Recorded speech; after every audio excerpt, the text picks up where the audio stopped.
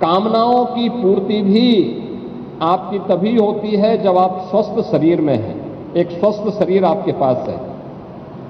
और मुक्ति के मार्ग के लिए यानी व्यक्ति को एक स्वस्थ शरीर से ही आध्यात्मिक उन्नयन के उच्च सोपानों को प्राप्त कर सकता है, जिसके माध्यम से हमारी ऋषि परंपरा ने हम सबके सामने एक विस्तृत भंडार प्रस्तुत किया है। इस शरीर माध्यम खलु धर्म साधनम का जो भाव है, इसकी पूर्ति अगर हमें कहीं से प्राप्त होती है तो वह योग के माध्यम से हमें प्राप्त होती है। योग भारत की ऋषि परंपरा का वह प्रसाद जिसे लोक कल्याण का माध्यम बना करके आत्म कल्याण के माध्यम से, लोक कल्याण का माध्यम बना करके विश्व कल्याण का मार्ग जिसके माध्यम से भारत ने प्रशस्त किया था। और यह एक लंबी परंपरा, इसके अलग अलग आयाम हम सबको देखने को मिलते हैं। और जब भी भारत की दुनिया में तुलना होती है तो वह केवल आर्थिक उन्नयन के लिए नहीं, आर्थिक उन्नयन उसका एक पक्ष है, लेकिन साथ साथ चेतना के उच्च आयाम के माध्यम से भारतीय मनीषा ने दुनिया को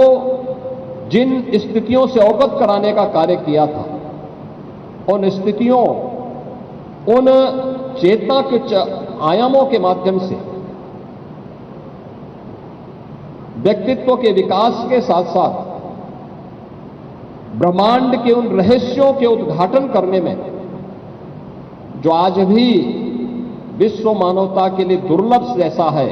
लेकिन भारत के धर्म ग्रंथों में वह सब कुछ पहले से समाहित करके एक विरासत के रूप में हम सबको हमारी ऋषि परंपरा ने उन्हें वेदों के माध्यम से, उपनिषदों के माध्यम से, पुराणों के माध्यम से, तमाम स्मृतियों के माध्यम से, शास्त्रों के माध्यम से हम सबके सामने प्रस्तुत किया है। योग भारत की ऋषि परंपरा का एक ऐसा हम सब के लिए मंत्र है जो स्वस्थ काया के साथ साथ हमको एक स्वस्थ मस्तिष्क भी उपलब्ध करवाता है।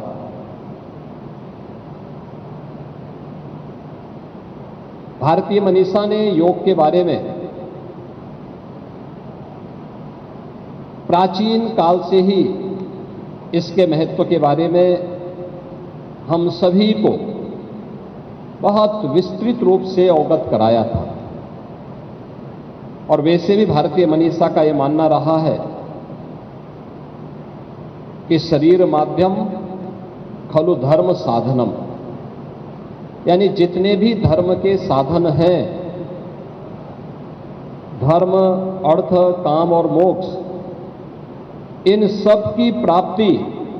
एक स्वस्थ शरीर से ही की जा सकती है। धर्म का कोई भी कार्य हो, वह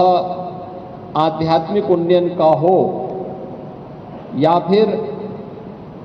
अपने सर्वांगीण विकास से जुड़ी हुई किसी कार्यक्रम को आगे बढ़ाने का,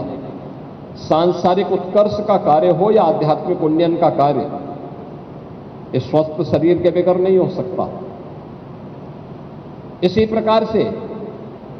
अर्थ का उपार्जन, अगर आप एक स्वस्थ शरीर के माध्यम से इस अर्थ के उपार्जन के साथ जुड़ते हैं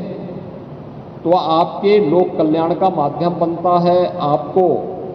अनेक प्रकार से आगे बढ़ाने के लिए भी प्रेरित करता है, आपके लिए उपयोगी भी होता है।